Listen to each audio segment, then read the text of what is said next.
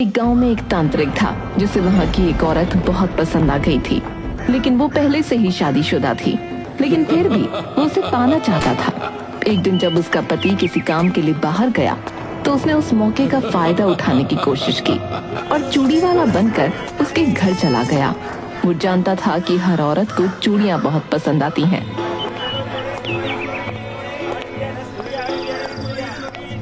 आप कौन है? जी, मेरे पति अभी बाहर गए हैं। अरे मैं तो तुमसे मिलने आया हूँ।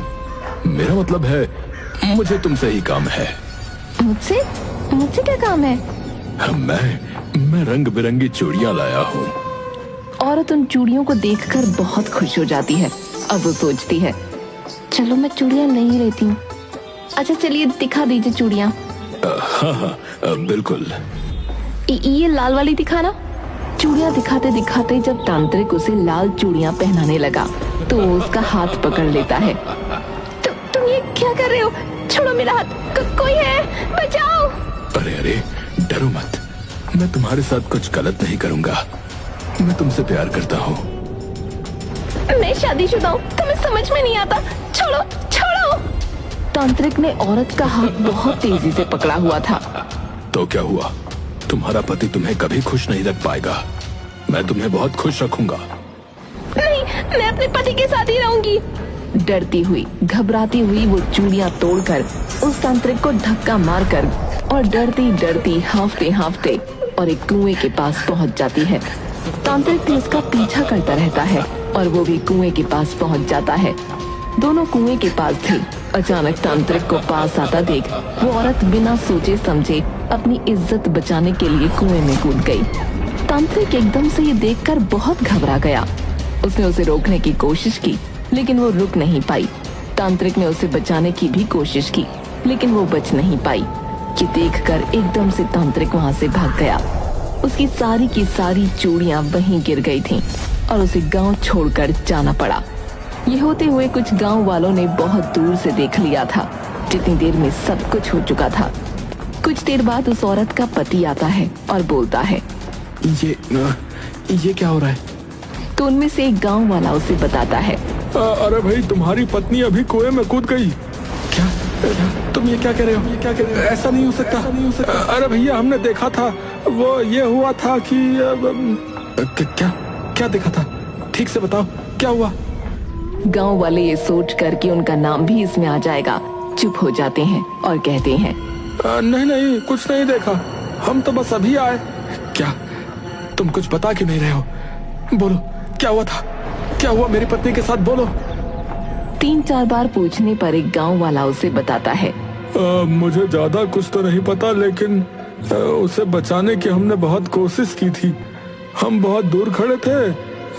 हम इतने में आए तो एकदम से ही वो तब तक कूद गई। एक तांत्रिक, हाँ, एक तांत्रिक की वजह से कूदी थी वो शायद। क्या तांत्रिक? वो उसके साथ बदतमीजी कर रहा था। क्या? वो उसके साथ बदतमीजी कर रहा था और तुम सब कुछ नहीं कर पाए? इस गांव में हम गलत ही आए। ये गांव हमारे लिए बहुत बुरा है। मैं इस गांव के सारे लोगों को श्राप देता हूँ। यहाँ की औरतें जब भी लाल चूड़ियां पहनेंगी वो खुश नहीं रह पाएंगी। उनके साथ कुछ अच्छा नहीं होगा और न ही उनके परिवार वालों के साथ। जिस तरह मेरी पत्नी अपनी इज्जत बचाने के लिए कुएं में कूद गई, उसी तरह उन्हें भी बलिदान देने होंगे। ये बोलता बोलता वो आदमी रोने लगा। फिर बहुत ज्यादा फूट फूट कर रोने लगा और अपनी पत्नी को याद करने लगा। गांव वाले ये देखकर बहुत बुरा महसूस करते हैं। एक पल के लिए वो उसकी बात भूल गए। कुछ देर तक वो आदमी सर नीचे करके बस रोता रहा और उसके बाद वो उठकर बोला, अब मेरे जीने का क्या ही फायदा? जब मेरी पत्नी ही मर गई तो मैं क्या करूंगा? ये कहकर भगवान को याद करता हुआ वो भी उस कुएं में कूद गया। कुछ दिनों तक उस गांव में शांति छा गई। लोग घरों से कम निकलने लगे। बच्चे बाहर खेलने भी नहीं आते थे। हालात तो तब बिगड़े जब रमेश के श्राप ने काम किया।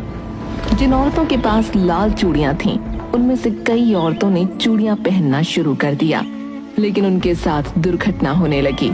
कुछ के पति मर गए, कुछ के हाथों की हड्डी टूट गई और कुछ तो खुद ही मर गईं। ऐसे हादसे होते थे कि औरत चूड़ियां न पहन सके। उस लड़के का दिया हुआ श्राप भी फैल गया था। धीरे धीरे गांव खाली होने लगा। लोग वहां से शिफ्ट कर रहे थे।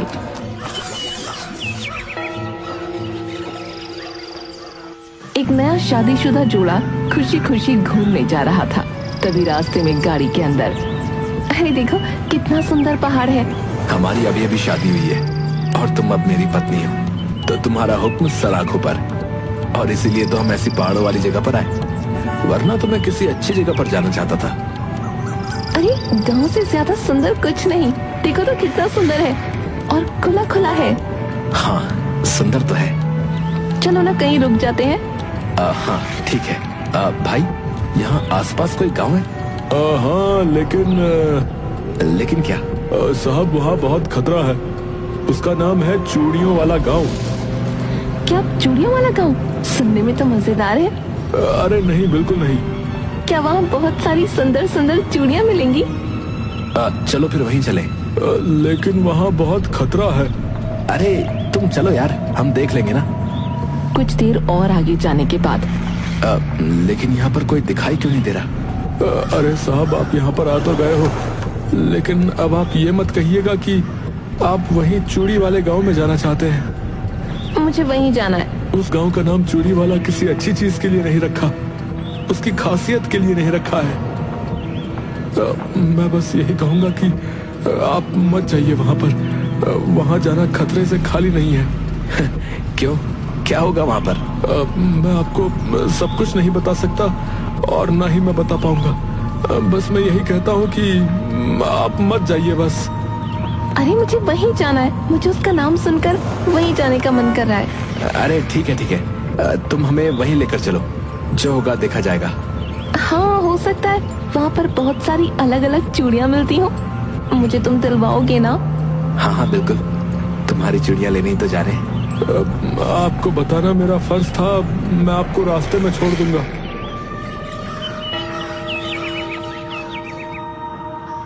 वो रास्ते में रुकते हैं और खाना पानी करने लगते हैं।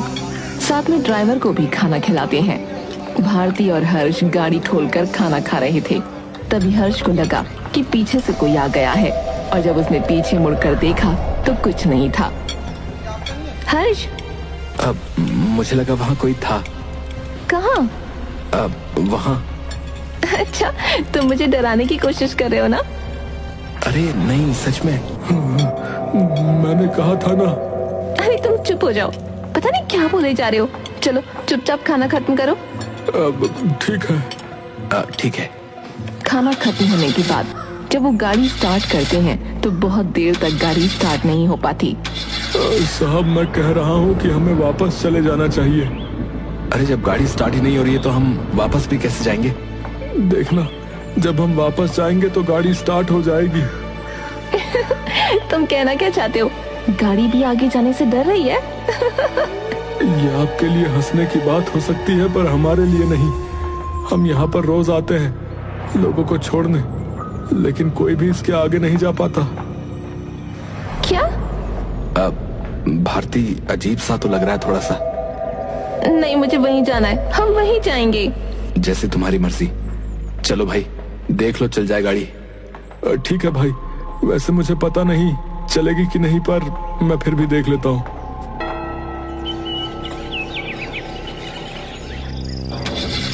गाड़ी फिर भी स्टार्ट नहीं हो पाई, लेकिन भारती की भी जिद थी कि उसे जाना है तो जाना ही है। हम जाएंगे तो चूड़ी वाले गांव ही।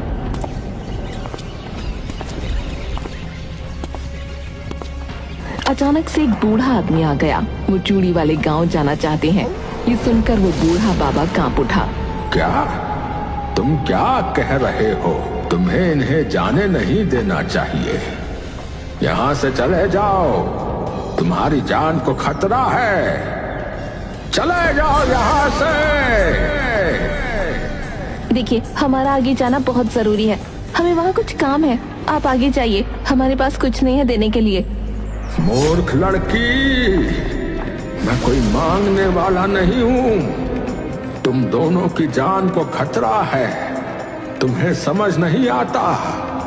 कम से कम तुम्हें तो समझना चाहिए, इन्हें आगे मत लेकर जाओ वरना ये जिंदा नहीं रह पाएंगे। हर्ष इस बात से डर जाता है और कहता है, मुझे लगता है शायद हमें नहीं जाना चाहिए। मैंने कहा ना मुझे वहाँ जाना है तो बस जाना है। हर्ष, तुम्हारे आगे कभी मेरी चली है? बाबा आप चिंता मत करो, हमें आगे जाना है। आपने बताया उसके लिए धन्यवाद।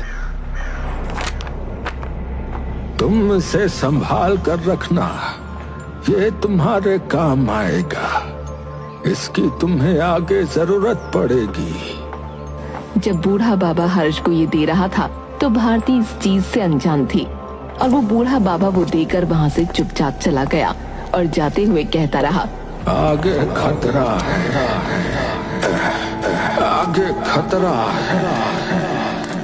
हर्ष समझ चुका था कि भारती आगे जाकर ही रहेगी और वो जो चीज उसे बूढ़े बाबा ने दी थी वो धीरे से हर्ष अपने बैग में डाल लेता है। इस बात के बाद भी 3-4 घंटे और बीत जाते हैं और गाड़ी स्टार्ट नहीं हो पाती। अचानक से जब वो वापस जाने का मन बना लेते हैं, हर्ष भी भारती को मना लेता है, तब गाड़ी स्टार्ट हो जाती है। देखा, ये भी नहीं चाहती कि हम वापस जाएं। चलो ना अब हम आगे चलते हैं। मैडम मैं भी तो कह रहा था कि वापस चलो तो गाड़ी अपने आप स्टार्ट हो जाएगी, ये गाड़ी आगे नहीं जा पाएगी। कुछ भी मत कहो, अब देखती हूँ मैं कैसे नहीं जाएगी। चलो आगे चलो। ठीक है, मेरे को अपनी जान ज्यादा प्यारी है, अगर आपको जाना हो तो आप गाड़ी ले जाओ, पर जान से ज्यादा जरूरी गाड़ी तो नहीं। आप दोनों चले जाओ, मैं यहाँ से चला जाऊंगा। ये कहकर ड्राइवर वहाँ से चला जाता है। बड़ा ही अजीब आदमी है। हर्ष, हर्ष! इस इंसान ने अपनी गाड़ी छोड़ दी सिर्फ इसलिए कि उस गांव में न जाना पड़े। क्या उस बूढ़े आदमी की बात सच थी? अरे हर्ष चलो ना, तुम्हें गाड़ी चलानी आती है ना? फटाफट चलाओ और चूड़ी वाले गांव में चलो। वहाँ जाकर हम आराम से 2-4 घंटे सोएंगे और फिर पूरा गांव घूमेंगे। भारती बहुत ज्यादा एक्साइटेड थी, लेकिन हर्ष थोड़ा सा डरा हुआ था।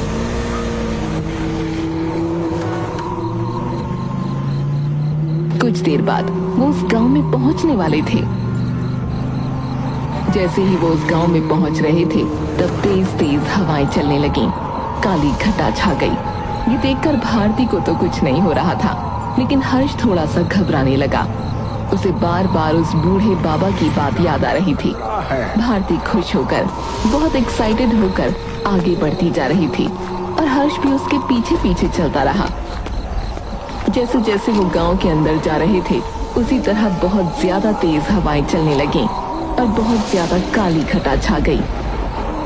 उन्हें आसपास कुछ भी दिखाई नहीं दे रहा था।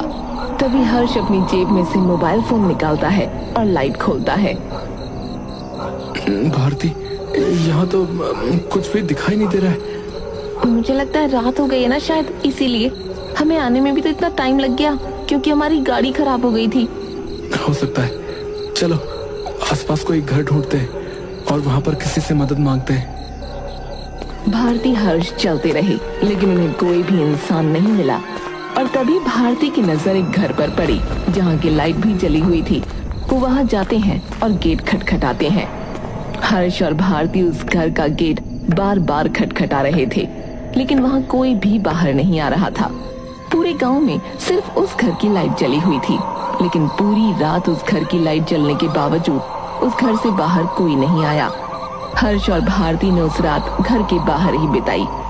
अगली सुबह भारती और हर्ष को एक लड़का उठाता है।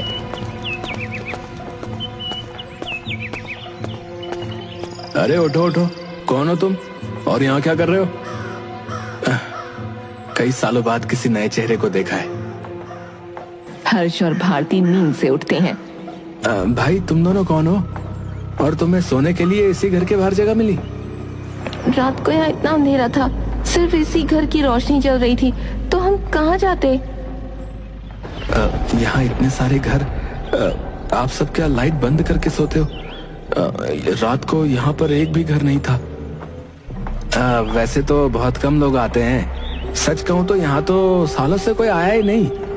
पर भूले भटके जैसे कि तुम एक दो आ भी जाते हैं, तो यही बात है, कहते हैं कि रात को यहाँ पर कोई नहीं था, क्योंकि यहाँ पर लोग दिन में नहीं आते।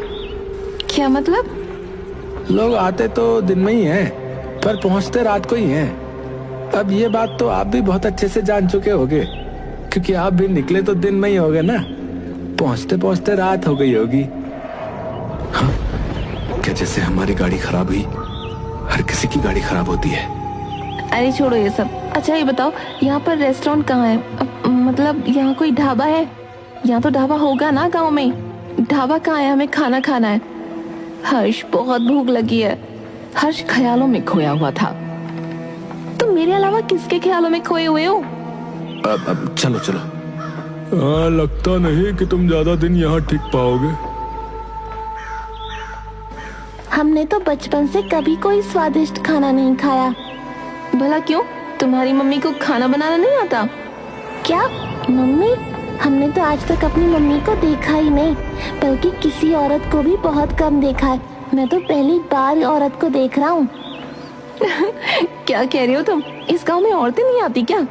ये गांव औरतों के लिए नहीं है क्या? यहाँ औरतों के आने पर पाबंदी है? बहन, सच कहूँ तो तुम्हें यहाँ नहीं आना चाहिए था। तुमने यहाँ आकर बहुत बड़ी गलती कर दी, और यहाँ पर तुम देखोगी तो तुम्हें एक भी औरत नहीं मिलेगी, और इसका कारण शायद तुम बहुत जल्दी जान जाओगी। तुम क्या कह रहे हो? खुलकर कहो। देखो, हमें रास्ते में भी लोगों ने बहुत कुछ अजीब अजीब बातें इस गांव के बारे में बताई। एक तो इसका नाम ही बहुत अजीब है। तुम्हें पता है इसका ये नाम क्यों पड़ा? नहीं, पर मुझे लगता है यहाँ तो बहुत सुंदर सुंदर चूड़ियाँ मिलती होंगी। क्या तुम मुझे यहाँ पर चूड़ियों की दुकान का पता बता सकते हो? कहाँ पर है? सारे गांव वाले उसे बहुत हैरानी से देख रहे थे, और एक जवान लड़का हर्ष के पास आकर बोला,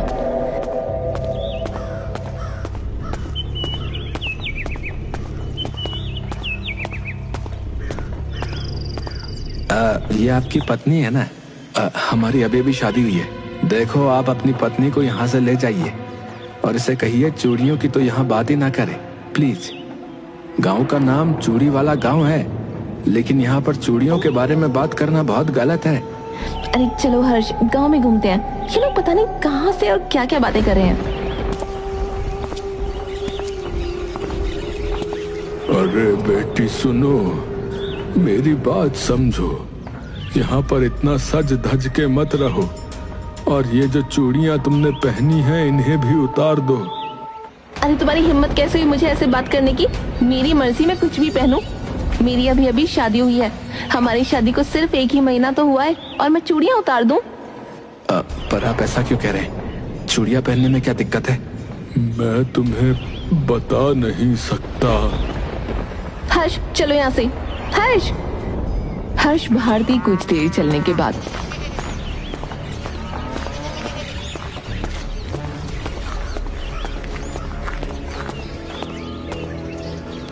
मुझे थोड़ा सा डर लग रहा है। मेरी बात होती तो मैं मान भी जाता, पर यहाँ तुम्हारी बात है भारती।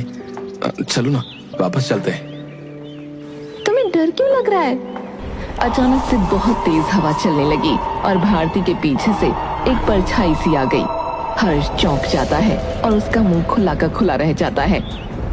क्या हर्ष, तुम्हें क्या हो गया? तुम कुछ बोल क्या नहीं रहे हो हर्ष? भारती, तुम्हारे पीछे कोई था। अब तुम मुझे ले जाने के लिए ऐसी बातें करोगे? नहीं, मैं सच कह रहा हूँ, सच में पीछे कोई था। चलो ठीक है, तुम झूठ मत बोलो। मैं चलती हूँ तुम्हारे साथ। अगर तुम खुश नहीं रहोगे तो फिर मुझे भी मजा नहीं आएगा। लेकिन मैं सच कह रहा हूँ, वहाँ कुछ तो था। कोई तो तुम्हारे पीछे से गया था। अच्छा चलो भी, ठीक है, चलो। हर्ष डर जाता है और घबरा जाता है। उसे देखकर भारती वापस चलने के लिए मान जाती है। वो दोनों गांव के बाहर जाने के लिए निकल जाते हैं।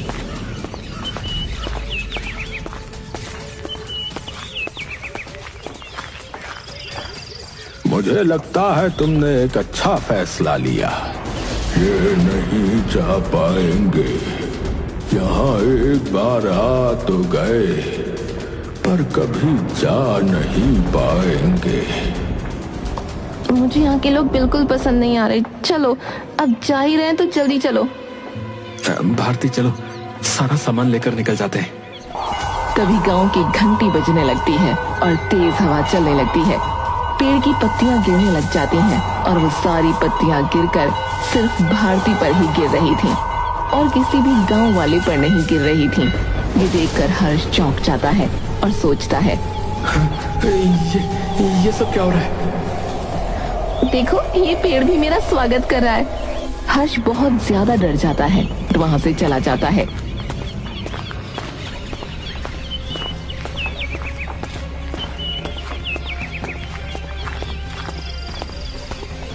लेकिन वो बहुत देर तक चलते रहते हैं।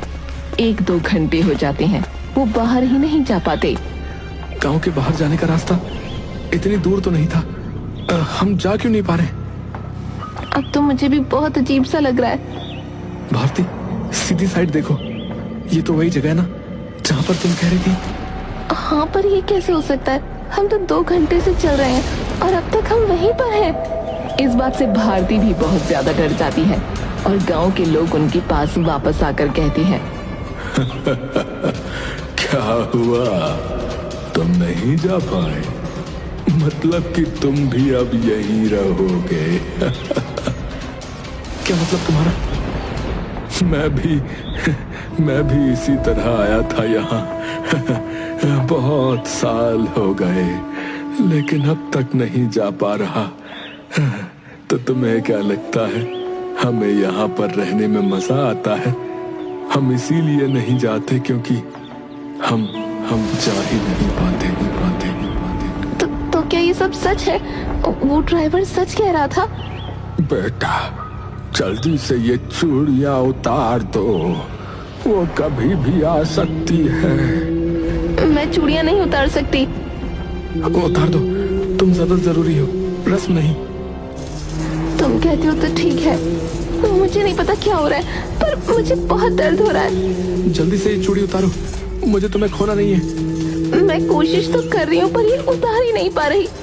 अचानक से भारती का पूरा हाथ लाल हो जाता है और शरीर पर काले धब्बे बन जाते हैं। जितनी कोशिश वो चूड़ी उतारने की कर रही थी, उतने ही धब्बे पड़ते जा रहे थे। ये देखकर हर्ष डर गया। भारती एकदम से बेहोश होने वाली थी। उस दिन बूढ़े बाबा ने मुझे कुछ दिया था। भारती, तुम रुको, मैं अभी आया। किस्मत से वो गाड़ी हर्ष ने गांव के अंदर पार्क की थी और वो उस बैग के अंदर देखता है तो उसने देखा कि उसे बाबा ने एक पेज दिया था। एक पेज जिसके ऊपर एक फोटो थी और उसके नीचे कुछ एड्रेस लिखा था। हर्ष वो पेज लेकर जैसे ही भारती के पास जाता है, उसकी आंखें खुली की खुली रह जाती हैं। उसके हाथ से वो पेज गिर जाता है और वो देखता है कि भारती पूरी लाल हो गई थी। उसके शरीर पर काले धब्बे हो गए थे। अरे भारती, तुम्हें क्या हुआ? क्या हुआ भारती? हमने पहले ही कहा था। कुछ पल में ही भारती ने अपना दम तोड़ दिया। ये देखकर गांव वालों की आंखों में आंसू आ गए। एक और मासूम लड़की मर गई। ये क्यों हुआ? कैसे हुआ? क्या हुआ ये? हर्ष रोते रोते भारती को याद करता रहा। 3 दिन तक वो वहीं भारती को पकड़कर रोता रहा। अगले दिन उसे महसूस हुआ कि उसने उस पेज को तो पढ़ा ही नहीं। अब वो पेज पढ़ने का क्या मतलब? पर मैं भारती की मौत की वजह जानकर ही रहूंगा। हर्ष वो उठाकर पढ़ता है तो उसे सारी कहानी पता चलती है, उस शैतानी चूड़ी वाले की कहानी। हर्ष सारी कहानी जान लेता है और आखिर में उस बूढ़े आदमी ने जो एड्रेस के साथ एक तारीख लिखी थी जिस दिन वो रोज तांत्रिक आता था, उसने देखा कि वो तारीख कल की थी। ये पढ़ते वक्त एक गांव वाले ने उसे बताया कि वो तांत्रिक रोज उस गांव में उस औरत की याद में आता था। वो तांत्रिक इतने साल में अपनी गलती समझ गया था, लेकिन उसका कोई फायदा नहीं था। मैं उस आदमी को छोड़ूंगा नहीं, जिसकी वजह से उस औरत को सालों पहले अपनी जान देनी पड़ी, और अब मेरी प्यारी बीवी को भी। इसने उसका क्या बिगाड़ा था? कल उस आदमी का आखिरी दिन होगा।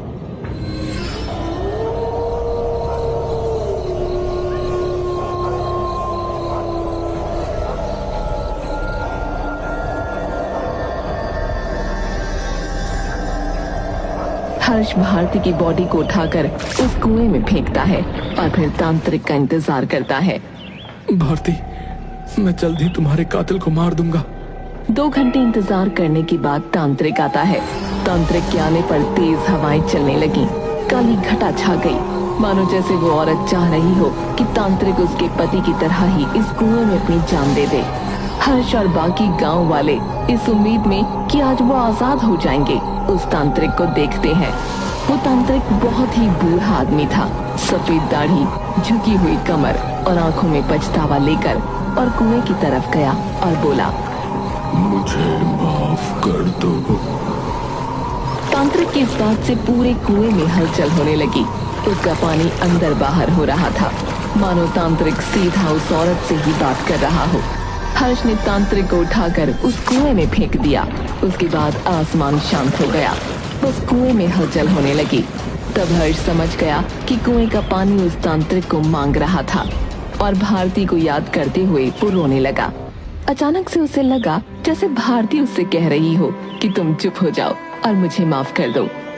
तुमने इसको आजाद किया है, हम तुम्हारा एहसान कैसे चुकाएं? मैंने ये अपनी भारती के लिए किया है, लेकिन मैं अब अपनी भारती के पास जा रहा हूँ। ये कहकर हर्ष भी उस कुएं में कूद गया। गांव के लोग बहुत दुखी थे कि हर्ष और भारती मारे गए और खुश भी, क्योंकि अब वो आजाद थे। ये कुआं अब तक चूड़ी वाले की वजह से डरावना था, पर अब से ये सच्चे प्यार की निशानी होगा।